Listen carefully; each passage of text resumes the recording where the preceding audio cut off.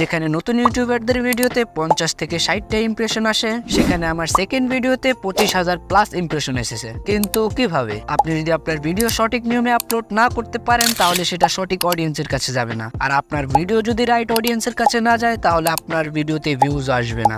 আজকের এই ভিডিওতে আমি আপনাকে সঠিক নিয়মে ইউটিউবে ভিডিও আপলোডের পাশাপাশি ইউটিউবের কিছু গোপন সেটিং সম্পর্কে বলবো, যেগুলো অ্যাপ্লাই করলে আপনার ভিডিও সঠিক অডিয়েন্সের কাছে যাবে। আর যত বেশি অডিয়েন্স তত বেশি ভিউজ।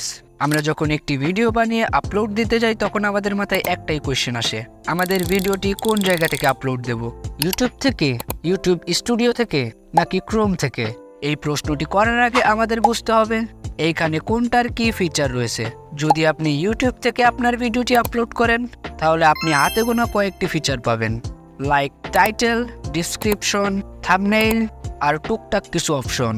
আর যদি আপনি ওয়াইটি স্টুডিও থেকে আপলোড করেন সেখানেও আপনি সিমিলার অপশনগুলো পাবেন।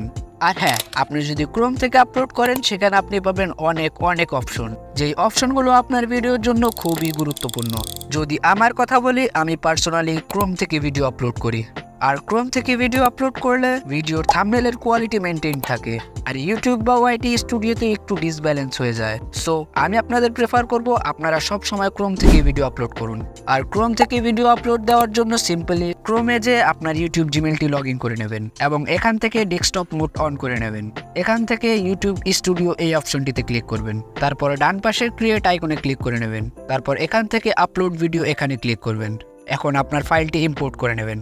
ওকে, আমাদের সেকেন্ড কোয়েশ্চেন হলো এই তিনটির ভিতরে কোনটা রাখবো, প্রাইভেট, পাবলিক নাকি আনলিস্টেড? এইটা বোঝার আগে আমাদের বুঝতে হবে এগুলোর মধ্যে কোনটার কাজ কি।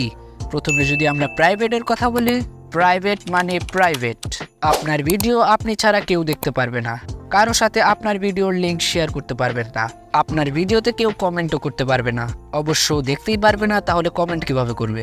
নেক্সট হলো পাবলিক। পাবলিক হলো সবাই আপনার ভিডিও দেখতে পারবে এবং আপনার ভিডিও ইউটিউব সবার সাজেস্ট লিস্টেও পাঠাতে পারবে। অনেকেই আছে যারা ভিডিও ক্রিয়েট করে সাথে সাথে পাবলিক করে দেয়, যেমন আপনারা। ওকে, নাম্বার 3 ইজ আনলিস্টেড। আপনি চাইলে আপনার আনলিস্টেড ভিডিওর লিঙ্ক সবার সাথে শেয়ার করতে পারবেন এবং যাদের কাছে শেয়ার করবেন তারা চাইলেও আপনার ভিডিওতে কমেন্ট করতে পারবে। আপনি চাইলে আপনার কোনো গুরুত্বপূর্ণ কমেন্ট পিন করে রাখতে পারেন। আমি পার্সোনালি আমার ভিডিওগুলো আনলিস্টেড করে রাখি, এর ফলে ইউটিউবেরও বুঝতে সুবিধা হয় আমার ভিডিওটি কোন টপিকের উপর, যার ফলে ইউটিউব আমার ভিডিওতে বেশি ইমপ্রেশন দেয়। আমি যদি রাত্রে ভিডিও আপলোড করি তাহলে আমার ভিডিওটি সকালেই আনলিস্টেড করে রাখি।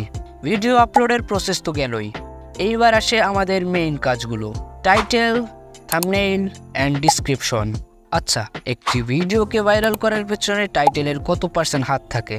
এই কোয়েশ্চেনটি যখন আমি চ্যাটজিপিটিকে জিজ্ঞেস করলাম, সে আমাকে বলল, ভিডিও কন্টেন্ট ভাইরাল হওয়ার পেছনে টাইটেলের অবশ্যই বড় একটি ভূমিকা রয়েছে। একটি আকর্ষণীয় এবং চিত্তাকর্ষক টাইটেল দর্শকদের কৌতূহল জাগায় এবং তাদের ভিডিওটি দেখতে উৎসাহিত করে। তাহলে বুঝতেই পারছেন আপনার ভিডিওর জন্য টাইটেল কতটা গুরুত্বপূর্ণ। সো আপনি যখন টাইটেল লিখবেন তখন খেয়াল রাখবেন যেন টাইটেলে বেশি হাবিজাবি না হয়। আপনি আপনার টাইটেলের মাধ্যমে স্টোরি বিল্ড করার চেষ্টা করবেন। ওকে, আমার মতে একটি ভিডিওর সবচেয়ে গুরুত্বপূর্ণ জিনিস হলো থাম্বনেইল, কারণ আপনার ভিডিও যতই ভালো হোক না কেন, আপনার থাম্বনেইল যদি ভালো না হয় তাহলে আপনার ভিডিওতে কেউ ক্লিক করবে না। আর আপনি আমার থাম্বনেইল দেখেই এই ভিডিওটিতে ক্লিক করেছেন, আর আপনার থাম্বনেইল তখনই ক্লিকেবল হবে যখন আপনি আপনার থাম্বনেইলে স্টোরি বিল্ড করবেন। আপনি যদি মিস্টার বিস্টের ভিডিও দেখেন, তিনি তার প্রতিটি থাম্বনেইলে এক একটি স্টোরি তুলে ধরেন। আপনাকেও আপনার ভিডিও অনুযায়ী একটি ক্রিয়েটিভ থাম্বনেইল বানাতে হবে। আর যদি না জানেন থাম্বনেইল কিভাবে বানাবেন তাহলে কমেন্ট করে জানান। আমাদের লাস্ট কাজ হলো ডিসক্রিপশন। একটি ভিডিওকে র্যাঙ্ক করানোর জন্য ডিসক্রিপশনের সবচেয়ে বড় হাত থাকে। আপনি যদি আমার ভিডিও ডিসক্রিপশন দেখেন, আমি আমার ভিডিওর ডিসক্রিপশনে সব সার্চিং কিওয়ার্ডগুলো রাখি, যার ফলে আমার ভিডিও সার্চ করলে র্যাঙ্ক করে। আপনি আপনার ভিডিও ডিসক্রিপশনে ভিডিও অনুযায়ী ট্যাগ এবং দর্শকেরা ওই ভিডিও সম্পর্কে কিভাবে সার্চ করছে ওগুলো লিখতে পারেন, তাহলে আপনার ভিডিও সার্চ র্যাঙ্কে আসার সম্ভাবনা থাকবে। তো এই তো ছিল ভিডিও আপলোডের পাশাপাশি টুকটাক কথাবার্তা। আপনারা যদি ফুল এসইও সম্পর্কে একটি ভিডিও চান তাহলে কমেন্ট করে জানান, আর যদি অ্যাডভান্স লেভেলের এডিটিং শিখতে চান তাহলে এই ভিডিওটি দেখে আসুন।